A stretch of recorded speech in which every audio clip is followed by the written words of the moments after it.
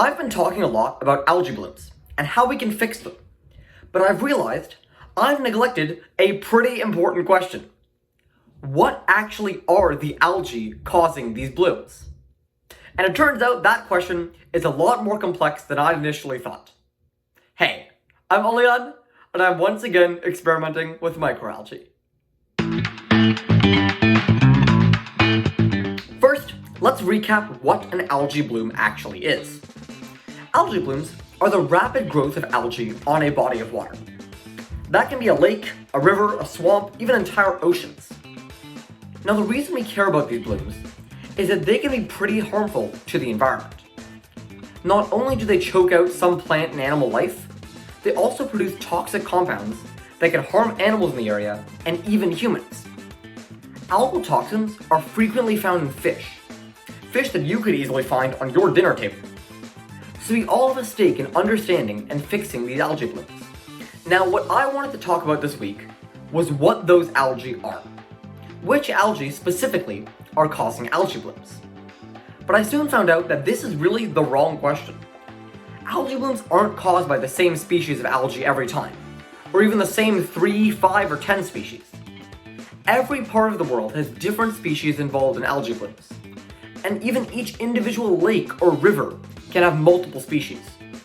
So I had to narrow my scope a bit. Because I live in Canada, I'm going to focus on the algae blooms here, specifically on the Great Lakes, which are only a few hours drive from where I live. But the things I talk about are, I'm sure, widely applicable to algae blooms across the globe. So I did some more digging, and I came across a really great paper that explained basically everything I need to know about algae blooms in Canada.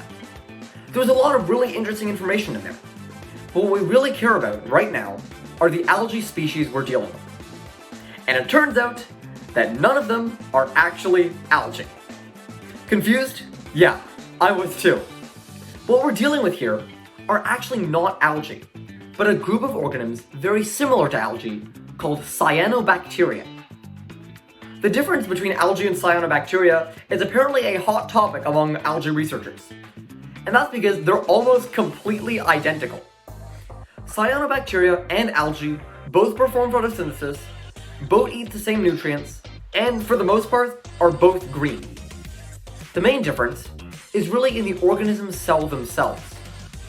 Because cyanobacteria are, well, bacteria, and have different cellular structures than the non-bacterial algae. But for my purposes, and generally algae bloom purposes, algae and cyanobacteria can be thought of as the same. In any case, the paper presented a comprehensive list of cyanobacteria that have been affecting water bodies around Canada since at least the 1950s. It also showed the common toxins emitted by these cyanobacteria, which are honestly so important that they probably deserve their own video, which I'll make hopefully in the near future. So this list is really interesting to know about, because it helps me narrow down the types of algae on which I need to be testing any mitigation methods I come up with.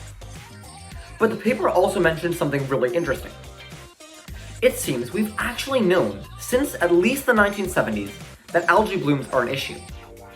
And since the 1990s, we've been able to take more and more detailed images of them.